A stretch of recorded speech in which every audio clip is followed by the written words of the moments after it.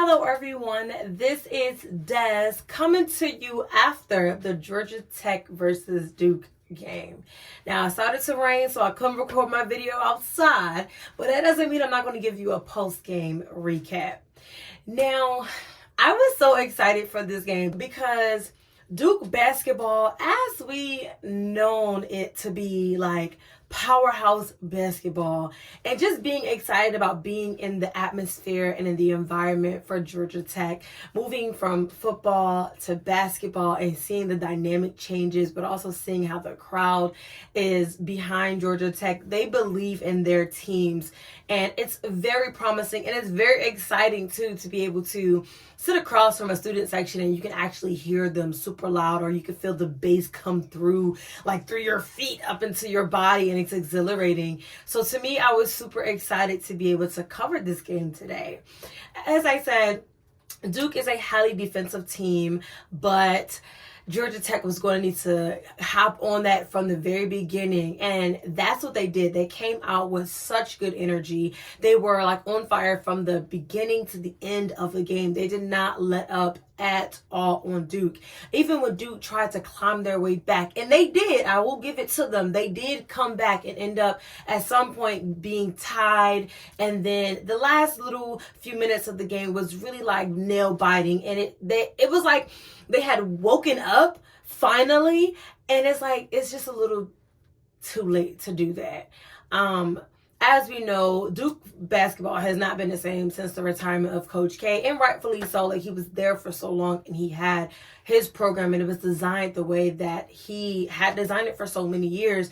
So now they're transitioning, and they're really getting into this new coach and this new system, and really working on their fundamentals of building their own team with inspirations from Coach K. And I definitely can see that they are struggling. They missed a lot of baskets. I just felt like they were trying to put it up and it just wasn't going in, which was very uncharacteristic for Duke.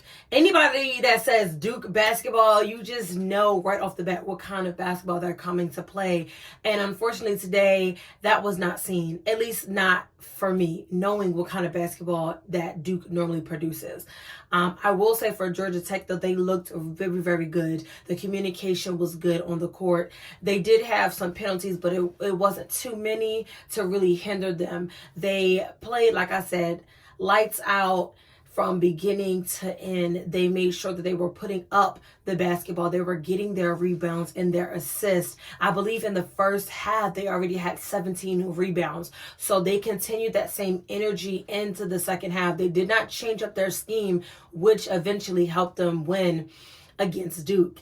Now, I will say that even though Duke is ranked, they're probably going to tumble all the way to the bottom, if not off of the charts, being that they lost 2 back-to-back games, one to Arkansas and now to Georgia Tech. And obviously Georgia Tech and Duke are in the ACC together. So it was the ACC showdown. Now, Georgia Tech may find themselves a little closer to being ranked. They look really good. But again, the season is still very, very early. So to me, it's kind of like, I understand they're maybe 8 games in, because Duke is now 5-3, and I believe Georgia Tech is 4-3. So it's just like, okay, it's still very, very early. It's still lots of basketball to play. It's still a long way to go before we even get to that March Madness point. But I can say there's a lot of promise on Georgia Tech, and I'm excited to see how they continue to build on their fundamental skills with this basketball team. As far as Duke, they need to go back and reevaluate what they're doing, their starters, reevaluate what the guard is doing, what the forwards can bring, because it's going to be really important that they're playing as a unified front if they really want to make a trailblaze in the ACC and then just in the NCAA and period when it comes to basketball, because I cannot believe that I waited so long to see Duke in live action, and that's the Duke that I saw. I was very unenthused, and I was very unexcited, but I can definitely say Georgia Tech definitely lit a spark in me, and I'm super excited to see what they can do moving forward.